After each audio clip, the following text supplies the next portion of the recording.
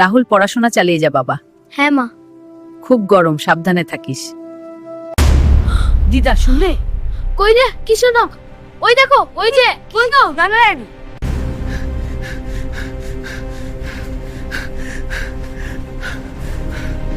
দিদা, আমি সেই ছায়ার রহস্য খুঁজতে তো। সাবধানে যাস রাহুল। হ্যাঁ দিদা।